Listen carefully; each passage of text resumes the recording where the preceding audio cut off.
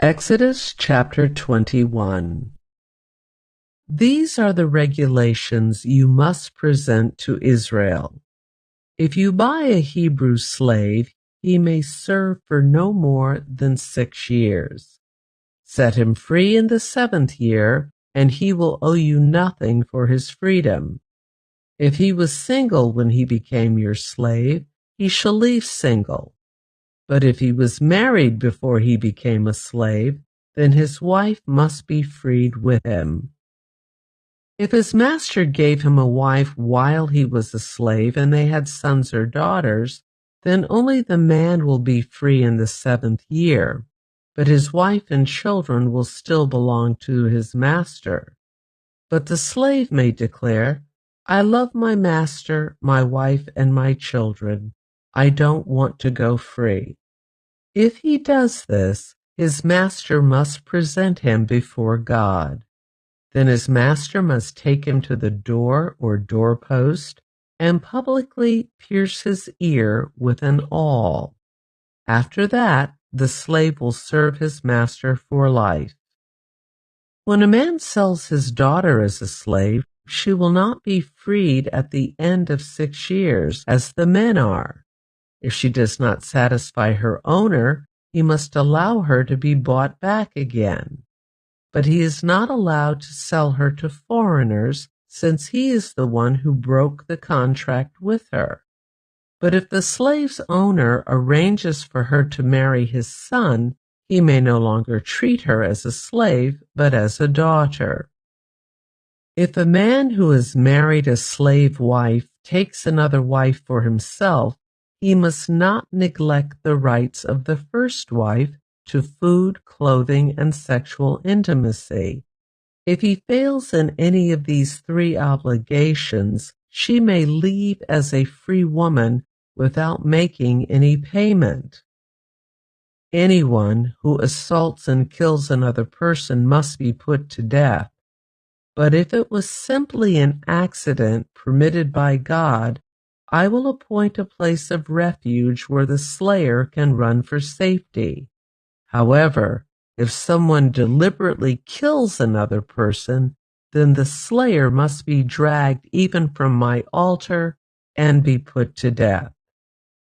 Anyone who strikes father or mother must be put to death.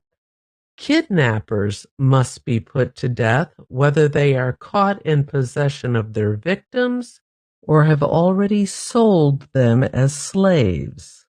Anyone who dishonors father or mother must be put to death. Now suppose 2 men quarrel, and one hits the other with a stone or fist, and the injured person does not die, but is confined to bed. If he is later able to walk outside again, even with a crutch, the assailant will not be punished, but must compensate his victim for lost wages and provide for his full recovery. If a man beats his male or female slave with a club and the slave dies as a result, the owner must be punished. But if the slave recovers within a day or 2, then the owner shall not be punished, since the slave is his property. Now suppose 2 men are fighting, and in the process, they accidentally strike a pregnant woman so she gives birth prematurely. If no further injury results, the man who struck the woman must pay the amount of compensation the woman's husband demands and the judges approve. But if there is further injury, the punishment must match the injury. A life for a life, an eye for an eye, a tooth for a tooth, a hand for a hand, a foot for a foot, a burn for a burn, a wound for a wound, a bruise for a bruise. If a man hits his male or female slave in the eye, and the eye is blinded, he must let the slave go free to compensate for the eye. And if a man knocks out the tooth of his male or female slave, he must let the slave go free to compensate for the tooth. If an ox gores a man or woman to death, the ox must be stoned, and its flesh may not be eaten. In such a case, however, the owner will not be held liable. But suppose the ox had a reputation for goring, and the owner had been informed but failed to keep it under control. If the ox then kills someone, it must be stoned, and the owner must also be put to death.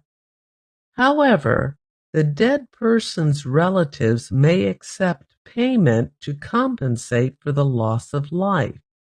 The owner of the ox may redeem his life by paying whatever is demanded.